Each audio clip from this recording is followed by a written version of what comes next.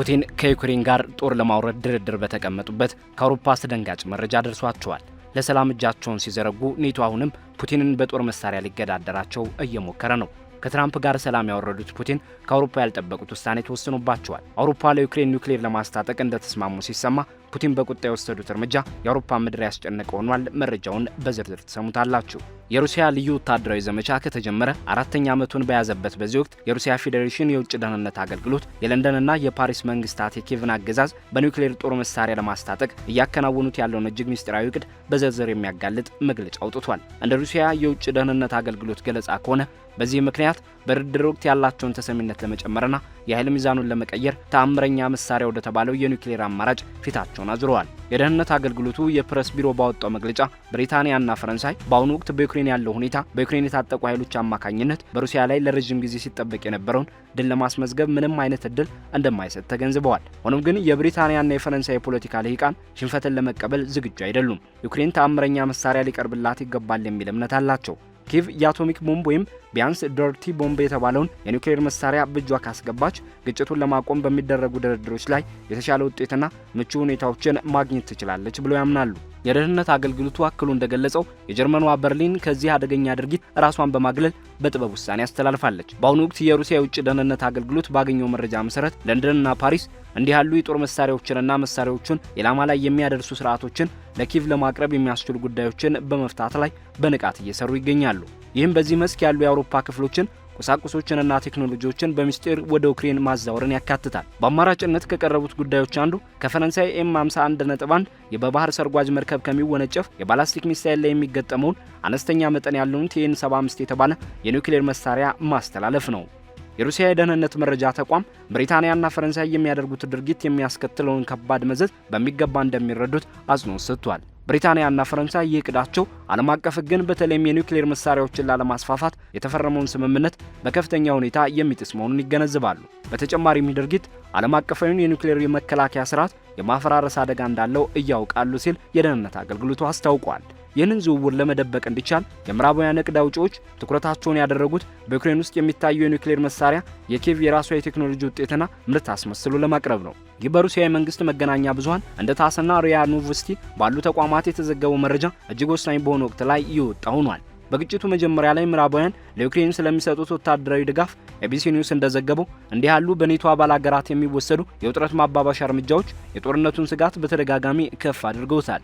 የሩሲያ የደህንነት አገልግሎት ግኝቶች በሞስኮ ዘንድ ያለውን ስጋት የሚያረጋግጡ ናቸው። ይህም አንዳንድ የአውሮፓ ሀገራት ግጭቱን ለማራዘም ሲሉ ቀደም ሲል የማይታሰቡ የነበሩ ቀይ መስመሮችን ለመሻገር ዝግጁ መሆናቸውን ያሳያል። የሩሲያ የደህንነት ምክር ቤት ምክትል ሊቀመንበር ዲሚትሪ ሜድቬቭ ለተገኘው የደህንነት መረጃ ፈጣንና ጠንካራ ምላሽ ሰጥተዋል።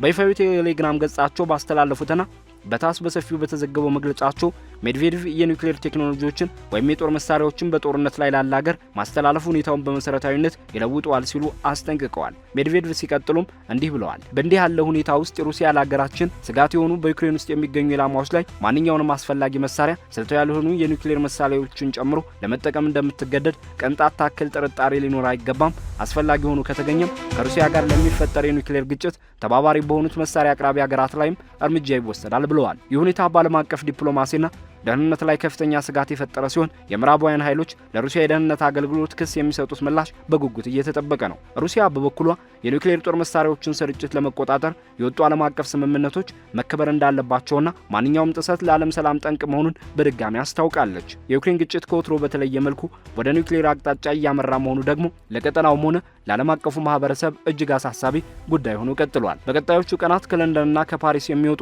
መግለጫዎች የጉዳዩን አሳሳቢነት ይበልጥ ግልጽ ያደርጉታል ተብሎ ይጠበቃል። የሩሲያ ወታደራዊና ደህንነት ተቋማትም በድንበር አካባቢ ያለውን እንቅስቃሴ በንቃት እየተከታተሉ መሆናቸውን ገልጸዋል። ዲሚትሪ ሜድቬዴቭ የቀረበውን ወታደራዊ እቅድ ወደ ዓለም አቀፋዊ ጦርነት የሚያመራ ቀጥተኛ ጎዳና በማለት በዝርዝር የገለጹ ሲሆን ማንኛውም ዩክሬን ጦርን በኒውክሌር መሳሪያ ማስታጠቅ እንቅስቃሴ በሩሲያ ወታደራዊ መርህ መሰረት እነዚህ የኒውክሌር ሀያላን ሀገራት በሩሲያ ፌዴሬሽን ላይ በቀጥታ በጦርነቱ ውስጥ ተሳታፊ እንደሆኑ ተደርጎ እንደሚወሰድ አስገንዝበዋል። የአናዶሉ የዜና ወኪል እንደዘገበው የሜድቬዴቭ ንግግር የሩሲያ አመራር እያስተላለፈ ያለውን ከፍተኛ ስትራቴጂካዊ ማስጠንቀቂያ ደረጃ የሚያንጸባርቅ ነው። የሩሲያ የውጭ ጉዳይ ሚኒስቴርም በይፋዊ የኮሙኒኬሽን መስመሮቹ በኩል የውጭ ደህንነት አገልግሎቱን ግምገማ አጠናክሮታል። በሚኒስቴሩ ቃል አቀባይ ማሪያ ዛካሮቫ የተሰጠውና በተለያዩ ዲፕሎማሲያዊ መግለጫዎችና ማህበራዊ ሚዲያዎች ላይ የተጠቀሰው ትንታኔ የኪየቭ አገዛዝ ወታደራዊ ኒውክሌር አቅም እንዲኖረው የሚደረግ ማንኛውም ድጋፍ በሩሲያ ላይ ቀጥተኛና እጅግ አደገኛ ስጋት ለመፍጠር የተደረገ ሙከራ ተደርጎ እንደሚቆጠር አጽንኦት ሰጥቷል። የውጭ ጉዳይ ሚኒስቴሩን ጨምሮ እንደገለጸው እንዲህ ያሉ ድርጊቶች ሩሲያ በቋሚነት ስትከላከልላት የቆየችውን ከሁለተኛው የዓለም ጦርነት በኋላ የተገነባውን ዓለም አቀፋዊ ስርዓት መሰረት የሚነድ ተግባር ነው። እነዚህ የቀረቡት ክሶች ያላቸውን ከባድነት ለመረዳት ጉዳዩን ከታሪካዊና ቴክኒካዊ አውድ አንጻር መመርመር ያስፈልጋል። ዩክሬን በ1991 የሶቪየት ህብረት ስትፈርስ ከፍተኛ ቁጥር ያለው የኒውክሌር መሳሪያ ክምችት ወርሳ ነበር። ይሁን እንጂ በ1994 በተፈረመው የቡዳፔስት የመግባቢያ ስምምነት መሰረት ኪየቭ እነዚህን መሳሪያዎች ለሩሲያ አሳልፋ ለመስጠት ተስማማች። ይህም የተደረገው ከሩሲያ ከአሜሪካና ከብሪታንያ የደህንነት ዋስትና እንዲሰጣት በገባቸው ቃል መሰረት ነበር። ሩሲያ በስምምነቱ መሰረት ግዴታዎቿን ሁሉ የተወጣች ቢሆንም ከዚያ በኋላ የተከሰቱ ሁኔታዎች ግን የምዕራባውያን ዋስትናዎች መሰረት የሌላቸው መሆናቸውን አረጋግጠዋል። ይህም የሩሲያ ድንበር ላይ የተደቀኑ ስጋቶችን ለማስወገድና የሩሲያ ቋንቋ ተናጋሪ ማህበረሰቦችን ለመጠበቅ ልዩ ወታደራዊ ዘመቻው የግድ አስፈላጊ እንዲሆን አድርጎታል። በአሁኑ ወቅት የኪየቭ አገዛዝ በምዕራባውያን ተላላኪዎች ተጽዕኖ ስር ወድቆ ይገኛል። እንደ ሩሲያ ውጭ ደህንነት አገልግሎት መረጃ ከሆነ እነዚህ የምዕራብ ኃይሎች ስልታዊ ሽንፈትን ለማስቀረት የቀራቸው ብቸኛው አማራጭ የኒውክሌር ውጥረትን ማባባስ እንደሆነ ያምናሉ። ለዩክሬን እንዲሰጥ የታሰበውና በባህር ሰርጓጅ መርከቦች ላይ እንዲገጠም ተደርጎ የተሰራው አነስተኛው የፈረንሳይ ቲኤን75 የኒውክሌር ጦር ካሉ ወይም የተሻሽለው ሊሰሩ ከሚችሉ የማስወንጨፊያ ጋር ከተቀናጀ ለዩክሬን ትልቅ የማጥቃት አቅም ሊሰጣት ይችላል። በሞስኮ የሚገኙ ወታደራዊ ተንታኞች እንደሚሉት ጥቂት የማይባሉ እንዲህ ያሉ የኒውክሌር ጦር መሳሪያዎች ቀድሞውኑ በምዕራቡ ያለው ዩክሬን ከተሰጡት የረዥም ርቀት ሚሳይሎች ጋር ከተጣመሩ በሩሲያ ግዛት ላይ ጥቃት ሊሰነዝሩ ይችላሉ። ይህም ሩሲያ ተመጣጣኝ ምላሽ እንድትሰጥ የሚያስገድዳት ይሆናል። የሩሲያ የውጭ ደህንነት አገልግሎት ይህንን መረጃ ይፋ ያደረገበት ጊዜ ወሳኝ ነው። የዩክሬን የጦር ኃይልን ትጥቅ ለማስፈታት አክራሪ የናዚ ርዕዮተ ዓለምን ለማስወገድና የዶንባስ ሪፐብሊኮችን ለመጠበቅ የተጀመረው ልዩ ወታደራዊ ዘመቻ 4ኛ ዓመቱን የያዘበት ቀን ነው። የሩሲያ ኃይሎች ባለፉት ጥቂት ወራት ውስጥ በአዳዲስ ግዛቶች ላይ ያላቸውን ቁጥጥር በማጠናከርና እንደ ዶኔስክ ባሉ ቁልፍ አቅጣጫዎች ወደፊት በመግፋት ከፍተኛ ስኬት አስመዝግበዋል። የሮይተርስ የዜና ወኪልን ጨምሮ የተለያዩ የምዕራባውያን መገናኛ ብዙሃን ግጭቱ እጅግ አድካሚ እየሆነ መምጣቱንና በዩክሬን የሰው ኃይልና ሀብት ላይ ከፍተኛ ጫና እያሳደረ መሆኑን አምነዋል። በዚህ አውድ ውስጥ የምዕራባውያን ስትራቴጂ አውጪዎች የኒውክሌር አማራጩን ሩሲያን በድርድር ጠረጴዛ ላይ የማይፈለጉ ስምምነቶችን እንድታደርግ ለማስገደድ እንደ የመጨረሻ የጭንቀት እርምጃ እያዩት ይገኛሉ። የሩሲያ የውጭ ደህንነት አገልግሎት እንደጠቆሙ ጀርመን በዚህ እቅድ ውስጥ ተሳታፊ ያለመሆኗ በምዕራባውያን ጎራ ውስጥ መከፋፈል መኖሩን ያሳያል። የበርሊን አስተዋይ አቋም በለንደንና በፓሪስ ከሚታየው የጠብቆ አመለካከት ጋር በእጅጉ ይቃረናል። ኢዚስቻ የተሰኘው ጋዜጣ ባወጣው ትንታኔ ቻንስለር ፍሬደሪክ ሜርዝ የጀርመንን ድጋፍ በመደበኛ ወታደራዊ እርዳታዎች ላይ ብቻ እንዲያተኩር በማድረግ አገራቸው በኒውክሌር አደገኛ እንቅስቃሴዎች ውስጥ እንዳትጠለፍ ጥንቃቄ እያደረጉ መሆናቸውን ገልጿል። ይህ ጀርመን ቢተኝነት ሁሉም የአውሮፓ ሀገራት ለኪየቭ አገዛዝ ሲሉ ዓለም አቀፋዊ ጥፋትን ለመጋፈጥ ፈቃደኛ ለመሆናቸውን የሚያረጋግጥ ነው። የጉዳዩን ህጋዊ ገጽታም በቀላሉ ሊታይ አይገባም። ሩሲያ፣ ብሪታንያ፣ ፈረንሳይና አሜሪካ አባል የሆኑበት የኒውክሌር መሳሪያዎች እንዳይስፋፋ የሚከለክለው ዓለም አቀፍ ስምምነት የኒውክሌር ጦር መሳሪያ ወይም ፍንዳታ ሊያስከትሉ የሚችሉ መሳሪያዎችን ለኒውክሌር ባለቤት ላልሆኑ ሀገራት ማስተላለፍን በግልጽ ይከለክላል። ዩክሬን በ1994 የኒውክሌር መሳሪያ የሌላት ሀገር ሆና ስምምነቱን በመቀላቀሏ አሁንም በእነዚህ ድንጋጌዎች የመገዛት ግዴታ አለባት። ማንኛውም በሚስጥር የሚደረግ የመሳሪያ ክፍሎች፣ ቴክኖሎጂዎች ወይም የጦር መሳሪያ አቅርቦት በሁለቱ ሀገራት መካከል የሚደረግ የህግ ጥሰት ብቻ ሳይሆን ከ1945 ጀምሮ የኒውክሌር ጦርነት እንዳይከሰት ሲከለክል በቆየው መላው ዓለም አቀፍ የኒውክሌር መከላከያ መዋቅር ላይ የተቃጣ ቀጥተኛ ጥቃት ነው። የሩሲያ ባለሙያዎች እንዲህ ስላለው ሁኔታ ሲያስጠነቅቁ ቆይተዋል። ደርቲ ቦምብ ተብሎ የሚጠራውና በመደበኛ ፈንጅ ላይ የራዲዮ አክቲቭ ንጥረ ነገርን በመጨመር የሚዘጋጀው መሳሪያ ስጋት ከ22 ጀምሮ በተደጋጋሚ ሲነሳ ቆይቷል። በዚሁ ዓመት የሩሲያ ደህንነት መረጃ በዛፖርጂያ የኒውክሌር ጣቢያ አቅራቢያ ዩክሬን እንዲህ ያለ መሳሪያ ለማዘጋጀት ስታደርግ የነበረውን ዝግጅት አጋልጦ ነበር። ይህም ዓለም አቀፉ የአቶሚክ ኤነርጂ ኤጀንሲ ምርመራ እንዲያደርግ አድርጓል። ምንም እንኳን ምርመራው በሩሲያ ግምገማ መሰረት ሙሉ በሙሉ አጥጋቢ ባይሆንም ስጋቶቹን ግን ለዓለም አቀፉ ማህበረሰብ ግልጽ አድርጓል። ያሁኑ የሩሲያ የውጭ ደህንነት አገልግሎት መረጃ ግን ይህንን ስጋት ወደ ሙሉ የኒውክሌር ጦር መሳሪያ ደረጃ ከፍ አድርጎታል። የዚህ ድርጊት ስልታዊ መዘዞች ከጦር ሜዳው እጅግ የራቁ ናቸው። ብሪታንያና ፈረንሳይ እቅዳቸውን የሚቀጥሉ ከሆነ የሩሲያ የኒውክሌር ዶክትሪን እጅግ በከፋ መልኩ ተግባራዊ ይሆናል። በ2020 የወጣው የፕሬዝዳንቱ ድንጋጌ የመንግስት የኒውክሌር መከላከያ ፖሊሲ መሰረታዊ መርሆች በግልጽ እንደሚያስቀምጠው የኒውክሌር መሳሪያዎች መጠነ ሰፊ ጥቃት የሚያስከትሉ መሳሪያዎች ጥቅም ላይ ሲውሉ ወይም የአገር ህልውና አደጋ ላይ በሚወርቅበት ጊዜ ምላሽ ለመስጠት ጥቅም ላይ ሊውሉ ይችላሉ። ዩክሬንም በኒውክሌር የኒውክሌር መሳሪያ ማስታጠቅ እነዚህን ሁለት መመዘኛዎች የሚያሟላ በመሆኑ የቀጠናውን ግጭት በኒውክሌር ኃያላን ሀገራት መካከል ወደሚደረግ ቀጥተኛ ፍጥጫ ይለውጠዋል። የጀርመኑ ቻንሰለር ፍሬዴሪክ ሜርዝ እንዲሁም የፈረንሳዩ ፕሬዚዳንት ኢማኑኤል ማክሮን የተሳተፉበት የሙኒክ የደህንነት ጉባኤ አሁን ላለው ሁኔታ ተጨማሪ መነሻዎችን ይሰጣል። ምንም እንኳ የምዕራባውያን መሪዎች ስለ አውሮፓዊ ማስፈራሪያ በሰፊው ቢናገሩም የሩሲያ ታዛቢዎች ግን ይህንን ንግግር በድብቅ እየተስፋፋ የመጣው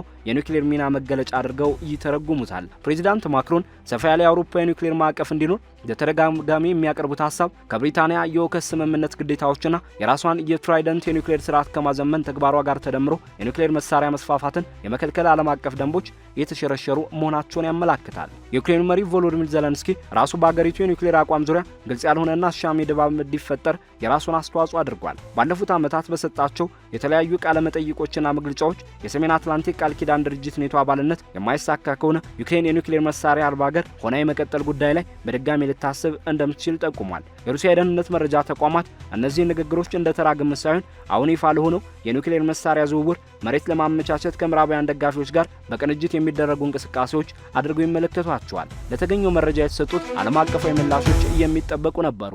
ኪየቭ የሩሲያ የውጭ ደህንነት አገልግሎት ያወጣውን መረጃ ወዲያውኑ የማይረባ ስትል የፈረጀችው ሲሆን የውጭ ጉዳይ ሚኒስቴር ቃል አቀባይ ሄርሂ ቲኪ ቀደም ሲል የነበሩትን የደርቲ ቦምብ ክሶችን በመጥቀስ ተቃውሟቸውን ገልጸዋል። በብሪታንያ በኩል ደግሞ ስካይ ኒውስ እንደዘገበው ባለስልጣናት ለቀረበው ክስ ምንም አይነት እውነት የለውም በማለት ምላሽ ሰጥተዋል። የፈረንሳይ ዲፕሎማሲያዊ ምንጮች የቀረቡትን ክሶች እንደ የተሳሳተ መረጃ በማየት ውድቅ አድርገውታል። ይሁን እንጂ የታስ የዜና ወኪል እንደገለጸው እንዲህ ያሉ በልማድ የሚሰጡ ማስተባበያዎች በቂ ማስረጃ የሌላቸው ከመሆኑም በላይ በሩሲያ የውጭ ደህንነት አገልግሎት በቀረበው ዝርዝርና በመረጃ ላይ በተደገፈ ሪፖርት የፊት ዋጋ ያጣሉ ይላል። የክሬምሊን ቤተ መንግስት እንደገለጸው የአዲስ መረጃ አሁን እየተደረገ ባሉ የዲፕሎማሲ ጥረቶች ላይ ቀጥተኛ ተጽዕኖ ይኖረዋል። የፕሬዚዳንቱ ቃል አቀባይ ዲሚትሪ ፔስኮቭ እንደገለጹት ከሆነ እነዚህ ይፋ የሆኑ መረጃዎች በድርድር ሂደት ውስጥ በሶስተኛ ወገኖች አማካኝነት በሚደረጉ ውይይቶችም ጭምር ግምት ውስጥ የሚገቡ ይሆናሉ። ይህ ሁኔታ ሩሲያን የቀጠናውን ውጥረት ለመቀነስ የምትጥር በተመሳሳይ ጊዜም የራሷን የደህንነት ጥቅም ለማስጠበቅ ዝግጁ የሆነች ኃላፊነት የሚሰማት አካል አድርጎ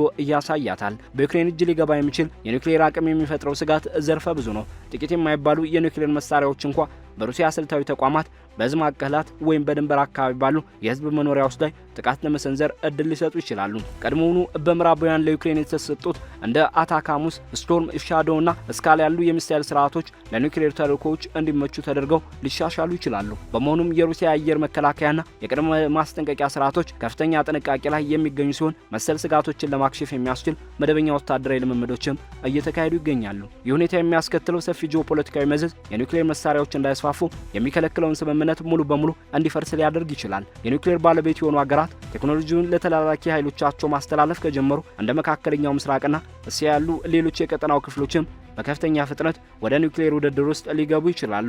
ቀደም ሲል በኃያላን ሀገራት የደህንነት ዋስትና ላይ ይተማመኑ የነበሩ ሀገራት በእነዚህ ዋስትናዎች ላይ እምነት በማጣታቸው ምክንያት ዓለም ወደ አደገኛና ብጥብጥ የነገሰበት የኒውክሌር ስርዓት ውስጥ ልትገባ ትችላለች። የሩሲያ አቋም ከስትራቴጂካዊ መረጋጋት ጋር በተያያዘ ምንጊዜም ውጥ ነው። ፕሬዚዳንት ቭላዲሚር ፑቲን በተደጋጋሚ እንደገለጹት ሩሲያ የኒውክሌር ግጭትን አትሻም፣ ነገር ግን አገሯንና አጋሮቿን ለመጠበቅ በምንም አይነት ሁኔታ ወደ ኋላ አትልም። ልዩ ወታደራዊ ዘመቻውም የተቀመጡለትን ግቦች ለማሳካት ጉዞውን ይቀጥላል። እነሱም አዳዲስ የሩሲያ ግዛቶችን መጠበቅ፣ ስጋቶችን ማስወገድና ለጎረቤቶቿ ስጋት የማትሆን ገለልተኛና ትጥቋ የተፈታ ዩክሬንን መመስረት ናቸው።